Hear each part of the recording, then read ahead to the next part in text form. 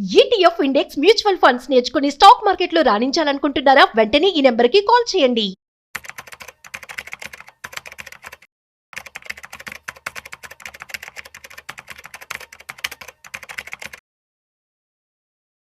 రిటైర్మెంట్‌కి దగ్గర అవుతున్న వాళ్ళు, అదేవిధంగా రిటైర్డ్ అయిపోయిన వాళ్ళందరూ కూడాను ఎలా పెట్టుబడి పెట్టుకోవాలి? డబ్బుల్ని ఎలా సేవ్ చేసుకోవాలి? దీనికి సంబంధించి మరింత సమాచారం ఇవాళ మనతో చెప్పడానికి సర్టిఫైడ్ ఫైనాన్షియల్ ప్లానర్ మాధవిరెడ్డి గారు ఉన్నారు. సో వారి మాటల్లో మరింత సమాచారం అది తెలుసుకుందాం. హాయ్, హలో, నమస్తే, వెల్కమ్ టు సుమన్ టీవీ. నేను మీ Rajeev Pasupuleti. So let's start. So hi ma'am, నమస్తే. నమస్తే అండి. యా మ్యామ్, ఎలా ఉన్నారు? గుడ్ అండి. యా, ఈ క్వశ్చన్ ఏంటంటే, సో ఆల్రెడీ రిటైర్డ్ అయిపోతున్నారు. అప్పటికే యాక్చువల్లీ మనం చెప్పే ఐడియాస్ అన్ని కూడాను అప్పటికి వాళ్ళు ఎంజాయ్ చేయడానికి. కానీ ఇప్పుడు చాలా మంది కూడాను ప్రాపర్ మేబీ సేవింగ్స్ ఆ టైంలో కుదరకపోవచ్చు. Whatever it is, retirement అయ్యే టైంకి మనం చూసినటువంటి సొసైటీని బట్టి ఇప్పుడు వాళ్ళు సేవ్ చేయాలని చెప్పి అనుకుంటున్నారు. సో సీనియర్ సిటిజన్స్ అని చెప్పి మనం అనుకోవచ్చు.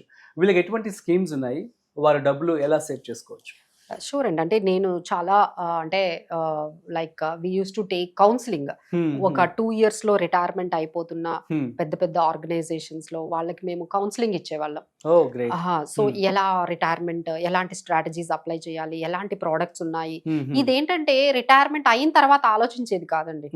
ఒక 2-3 years ముందే ఇక మీరు రిటైర్ అయిపోతున్నారు, ఒక అంటే మీ రిటైర్మెంట్ 60 అనుకోండి, మీరు 57 నుండే 55 నుండే ఆ మోడ్ లో ఉండాలి. అలానే మీరు 65కి రిటైర్ అవుతున్నారు, 62కి రిటైర్ అవుతున్నారు అంటే 58 years నుంచి మీరు ఆలోచించడం మొదలు పెట్టాలి. అప్పుడైతేనే మనం పెర్ఫెక్ట్ ల్యాండింగ్ అనేది జరుగుతుంది. అయిపోయిన తర్వాత మనం ఆలోచించి స్ట్రాటజీస్ తీసుకోవడం కన్నా. సో ఇక్కడ ఎవరైనా అండి, ఇప్పుడు రిటైర్మెంట్ అయిన వాళ్ళకి మేజర్ ఆబ్జెక్టివ్స్ ఏముంటాయి? రెగ్యులర్ రిటర్న్ కావాలి. రెగ్యులర్ గా పెన్షన్ లాగా, ఇప్పుడు పెన్షన్ సిస్టమ్ లేదు. సో ఇప్పుడు అందరూ కూడా అన్ని ఆర్గనైజేషన్స్ కూడా లంసమ్స్ ఇచ్చేస్తున్నాయి. మీకు ఒక 1 crore ఇస్తాము, ఇక మాకైతే బాధ్యత లేదు అని చెప్పి ఆర్గనైజేషన్స్ అన్ని కూడా పెన్షన్ సిస్టమ్స్ అన్ని తీసేసాయి. మీరు బయటకు వచ్చేటప్పుడు మీ పీఎఫ్లు కానీ, మీ పీఎఫ్ అమౌంట్లు కానీ, లేకపోతే మీ గ్రాట్యుటీలు కానీ, ఇలాంటి అమౌంట్ అంతా కూడా మీకు ఒక లంసంగా ఇచ్చేసి రిటైర్మెంట్ ఫంక్షన్ చేసి పంపించేస్తున్నారు. So then that is your responsibility. మీకు వచ్చిన ఈ 70 లక్షలు కానీ 1 crore కానీ ఎలా ఇన్వెస్ట్ చేసుకుంటారు, ఎలా మీరు ప్రొటెక్ట్ చేసుకుంటారని మీ మీదే వదిలేస్తున్నారు. సో ఇది ఒకటి. అంటే అందరికీ ఛాలెంజింగ్ ఏంటంటే ఈ అమౌంట్ ని ప్రొటెక్ట్ చేసుకుంటూ రెగ్యులర్ ఇన్కమ్ ని ఎలా తెచ్చుకోవాలి. సెకండ్ ఏంటంటే సేఫ్టీ. కంపల్సరీ ఏంటంటే ఈ అమౌంట్ అనేది ఇంకా వాళ్ళకి లైఫ్ లాంగ్ ఉండాలి కదండి. సో ఎంత సేఫ్టీగా దాన్ని చూసుకోవాలి, ప్రొటెక్షన్ అనేది ఎంత ఇంపార్టెంట్. ఆ ఏజ్ వాళ్ళు మళ్ళీ ఇంకా ఎర్నింగ్ కెపాసిటీ కూడా ఉండదు కదా వాళ్ళకి. సో ఈ అమౌంటే అప్ టు 60 years నుంచి ఇప్పుడు లైఫ్ స్పాన్ 80-85 కూడా ఉంటున్నారండి. సో ఈ 1 crore 20-25 years వరకు ఎలా పెట్టుకోవాలి, ఎక్కడ పెట్టుకోవాలి అనేది అనదర్ ఛాలెంజ్ అనేది మనకు కనిపిస్తుంది. ఇంకోటి ఏంటంటే అన్నిటికన్నా పెద్ద ఛాలెంజ్ ఏంటంటే ఇన్ఫ్లేషన్ అండి. సో ఇన్ఫ్లేషన్ ఎవ్రీ ఇయర్ పెరిగిపోతుంది. అసలు మాకే అంటే మేము ఎక్కువగా క్లయింట్స్ ని మీట్ అవుతుంటే, మేడం మేము 40-45 years ఉన్నప్పుడు కూడా మాకు అంత ఖర్చు అవ్వట్లేదు, ఎప్పుడైతే రిటైర్మెంట్ అయ్యామో ఖర్చు చాలా ఎక్కువ అయిపోతుంది. మేబీ హెల్త్ రీజన్స్ గానీ, లేకపోతే మీరు కంఫర్ట్ జోన్ లో ఉంటారు కదండి. 60 years తర్వాత మూవ్మెంట్స్ కూడా తక్కువ ఉంటాయి. యూ వాంటెడ్ హ్యావ్ డ్రైవర్, మీ ఇంట్లో పని వాళ్ళు కావాలనుకుంటారు. సో ఏంటంటే ఒక్కసారిగా మీ లైఫ్ స్టైల్ అనేది మారుతుంది, ఎక్స్పెన్సివ్ అయిపోతుంది. సో ఎవరికైనా హెల్ప్ చేయాలనుకోవడము, ఇలాంటివి చాలా రెస్పాన్సిబిలిటీస్ చాలా అందరూ ఎక్స్పెక్ట్ చేస్తూ ఉంటారు. సో దీని వల్ల ఏమవుతుందంటే మీ ఎక్స్పెన్సెస్ కూడా కొంచెం పెరుగుతాయి. అంటే చాలా మంది ఏమనుకుంటారంటే మనం రిటైర్మెంట్ అయిన తర్వాత చాలా మనీ తగ్గిపోతుంది, మనకు అంత అవసరం ఉండదేమో అనుకుంటారు. బట్ ఇది చాలా రివర్స్ అండి. మీకు రిటైర్మెంట్ అయిన తర్వాతే చాలా ఎక్స్పెన్సివ్ గా అనిపిస్తుంది లైఫ్. మీరు ఎక్కడికి వెళ్ళాలన్నా మీరు డ్రైవ్ చేసుకుని వెళ్ళిపోలేరు, నడుచుకొని వెళ్ళిపోలేరు. అంటే like you have to have some kind of support ఉండాలి. తర్వాత కంఫర్ట్ గా ఉండాలి అనుకుంటారు కదండి. సో ఇదంతా కంఫర్ట్ రావాలి అంటే ఈజ్ వెరీ ఎక్స్పెన్సివ్. సో ఇంకొక పెద్ద ఛాలెంజ్ ఏంటంటే లైఫ్ స్పాన్ అండి. సో 85 years కూడా ఉంటున్నారు, 80 years ఉంటున్నారు. సో యావరేజ్ పెరిగిపోయింది, లైఫ్ స్పాన్ పెరిగిపోయింది. సో మీరు రిటైర్మెంట్ అయిన తర్వాత 25 years సర్వైవ్ అవ్వాలంటే ఇట్స్ నాట్ సో ఈజీ అండి. ఎంతో మీరు ప్లాన్ చేసుకుంటే తప్ప మీరు పోస్ట్ రిటైర్మెంట్ అనేది ఫ్రూట్ఫుల్ గా మనము వెళ్ళలేము. ఆ తర్వాత ఈ జాయింట్ ఫ్యామిలీ సిస్టమ్ కూడా మన దగ్గర పోయిందండి. అంటే అప్పట్లో కిడ్స్ అందరూ కూడా వీళ్ళని చూసుకునే వాళ్ళు, లేకపోతే వాళ్ళకి ఫైనాన్షియల్ సపోర్ట్ ఉండేది, ఎకనామికల్ సపోర్ట్ ఉండేది, తర్వాత ఎమోషనల్ సపోర్ట్ ఉండేది. ఇవి కూడా తగ్గిపోయాయి కదండి. So almost all these challenges ని మనం బేర్ చేయాలి అంటే ఒక 5 years ఎవరైతే మీరు రిటైర్మెంట్కి వచ్చేసారో మీరైతే కొంచెం ముందుగానే ఆలోచించాలంటే దానికి కొంచెం ఒక స్ట్రాటజీ అయితే మేము చెప్తాము. ఎగ్జాంపుల్ మీ దగ్గర ఒక 1 crore ఉన్నాయనుకోండి, దాన్ని మనం 3 parts లో డివైడ్ చేయాలి. ఓకే, అంటే 60 నుంచి 65 వరకు, 65 నుంచి 70, 70 to 80.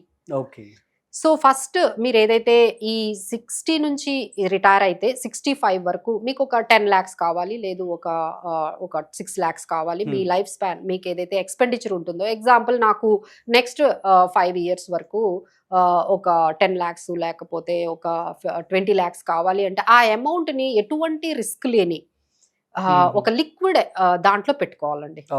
అస్సలు అంటే ఎటువంటి రిస్క్ ఉండకూడదు, లిక్విడిటీ బాగుండాలి. లైక్ మీరు FDs లో పెట్టుకోవచ్చు, లేకపోతే లిక్విడిటీ ఫండ్స్ ఉన్న mutual funds, money market mutual funds లో పెట్టుకోవచ్చు. అంటే any time you can take the money out. అలాంటి కొంత అమౌంట్ ఎవ్వరు మెయింటైన్ చేయాలి. లిక్విడిటీ అనేది ఈ ఏజ్ లో మనకి చాలా అవసరం అవుతూ ఉంటుంది. వాళ్ళకి రిటైర్మెంట్ టైంలో ఎప్పుడు అవసరం ఉంటుందో తెలియదు కాబట్టి ఒక 20 lakhs వరకు వాళ్ళు అలాంటి లిక్విడ్ ఆప్షన్స్ లోని మీరు పెట్టుకోవాలండి. ఆ తర్వాత అంటే ఇంకా మీరు 65 వరకు వచ్చేసారు, 65 నుంచి 70 ఈ 5 years కి సంబంధించిన అమౌంట్ ఏదైతే ఉందో, అంటే అరౌండ్ 30 lakhs 40 lakhs ఉందో, అది మీరు కొంచెం డెట్ ఫండ్స్ లో పెట్టుకోవచ్చు. అంటే బ్యాలెన్స్డ్ ఫండ్స్ కానీ, అంటే రిటర్న్స్ కూడా రావాలి. ఇప్పుడు ఫస్ట్ 5 years మనీ మీద మీరు రిటర్న్స్ ఆశించడానికి ఏమీ లేదు, ఎందుకంటే అది చాలా సేఫ్ గా ఉండాలి, సెక్యూర్ గా ఉండాలి, లిక్విడిటీ ఉండాలి. So you can expect maybe ఒక 6% వరకు మాత్రమే మీరు రావచ్చు.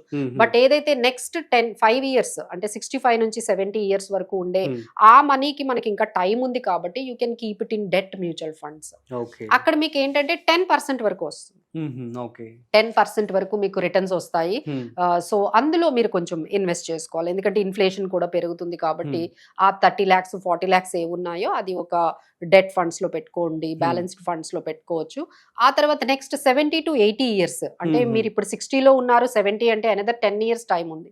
సో ఈ అమౌంట్ ఏదైతే ఈ 40 lakhs అమౌంట్ ఉందో దాన్ని మనం ఏం చేయొచ్చు అంటే ఈక్విటీలో కొంచెం ఎక్స్పోజర్ తీసుకోవచ్చు టు సమ్ ఎక్స్టెంట్. ఎలా లేదు, బ్యాలెన్స్డ్ ఫండ్స్ కానీ, లేదు అంటే లార్జ్ క్యాప్ ఫండ్స్ కానీ, ఒక ఫ్లెక్సీ క్యాప్ ఫండ్స్ కానీ, మల్టీ క్యాప్ ఫండ్స్ కానీ. ఆ ఏజ్ లో మేడం మ్యూచువల్ ఫండ్స్ అవసరం అంటారా అంటే అవసరమేనండి, ఎందుకంటే ఇన్ఫ్లేషన్ బీట్ చేయాలి కదా.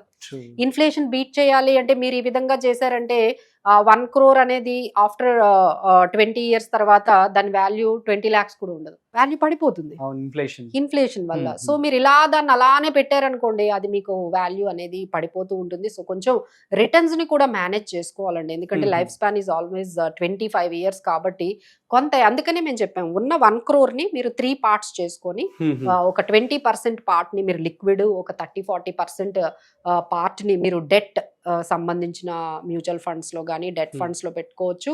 Where you can get 10% returns.